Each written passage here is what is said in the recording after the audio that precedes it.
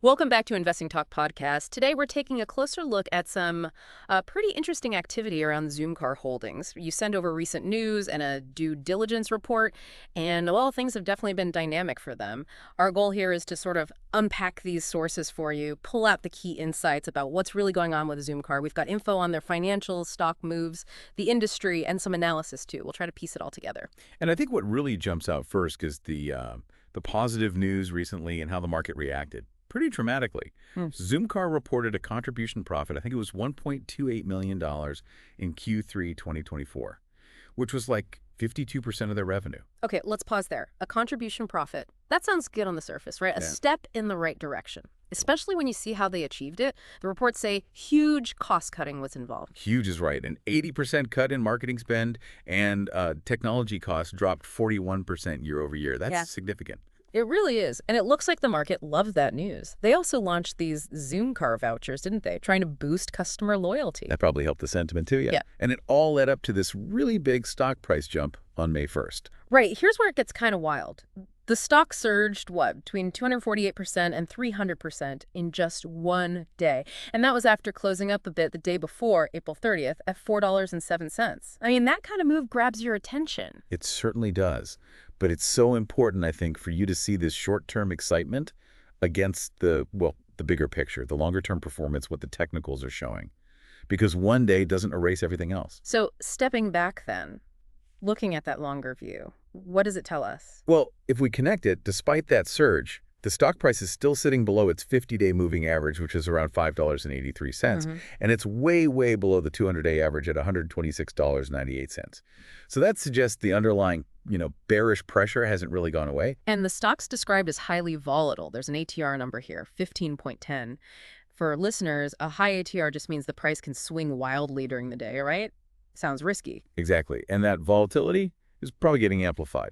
Couple of reasons. One, it's a low float stock. Not many shares actually available to trade easily. So when you get news like this, even a bit of buying can really move the price because there aren't sellers lined up just above. Ah, okay. Low supply, sudden demand spike. Right.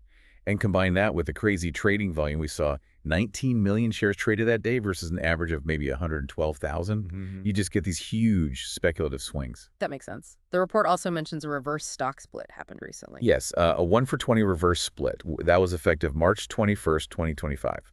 It's often done to boost the share price, artificially, to meet Nasdaq's minimum listing requirements. Avoid getting kicked off the exchange. Right, but it doesn't change the company's value. Not fundamentally, no. And it's crucial to remember, even after that recent surge, the long-term price, adjusted for the split, is still down over 93%.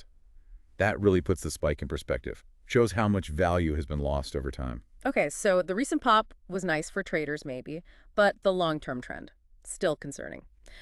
Let's get into the underlying financial health then. That contribution profit sounded good, but what about the overall picture? Yeah, this is important. Contribution profit is positive, sure. It shows the core operation can make money before overheads, but overall health.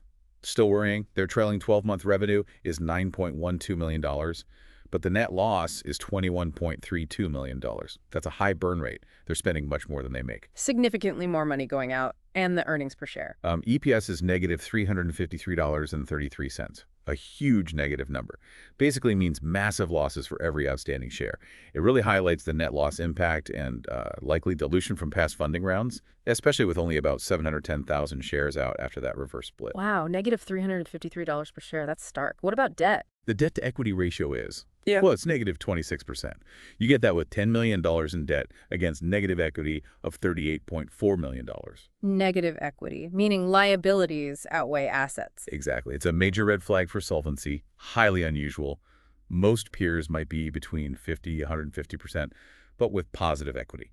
Zoomcar's situation points to pretty significant financial risk. And with negative earnings and book value, you can't even calculate standard ratios like PE or price to book. Correct. No benchmarks there.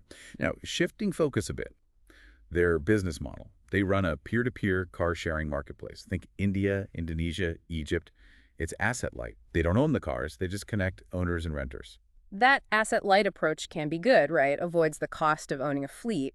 But how competitive is that space? Well, the global car-sharing market is big, over $10 billion and growing. but competition is fierce. They're squeezed by ride-hailing giants and also traditional rental companies who are getting more flexible. And those Zoomcar vouchers we mentioned, how does that fit in? That's pretty much a reaction to rising customer acquisition costs, trying to keep the users they have, build loyalty or stickiness.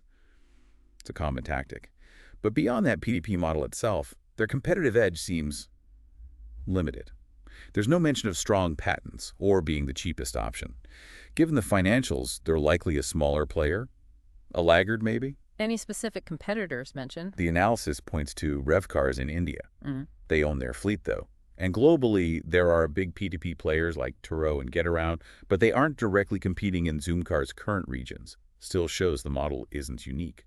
Okay, so putting it all together, what are the main risks and maybe any opportunities that jump out? The risks are pretty clear. That high volatility we talked about, fueled by speculation, the long-term stock price collapse, thin liquidity making swings worse, persistent losses, the negative equity situation, and of course, tough competition. That's quite a list on the risk side. Anything potential on the upside? Any opportunities? Well, there are a few potential positives. If they can sustain those improved contribution margins through cost discipline, that's good. The voucher program could help stabilize revenue, maybe build some recurring income. We'll have to see if it works. And, potential for growth in their existing markets if they're underserved. Got it. Now, what's the analyst take on all this? Sounds like a very mixed bag.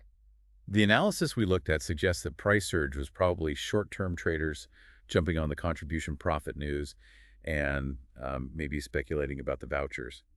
But it strongly cautions that the surge doesn't seem to have strong fundamental support, not given Zoomcar's history of losses in the high-risk technicals. So the analysts aren't seeing this as a fundamental turnaround necessarily. Not really, no. Yeah. One analysis specifically said, sell hold for speculators only, advised against it for conservative portfolios.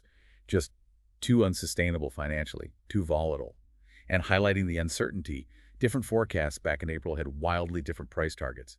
Shows how unpredictable it is. And that huge trading volume on May 1st. Any thoughts on what drove that specifically? That extreme volume could suggest, retail investor excitement, maybe a bit of a short squeeze dynamic.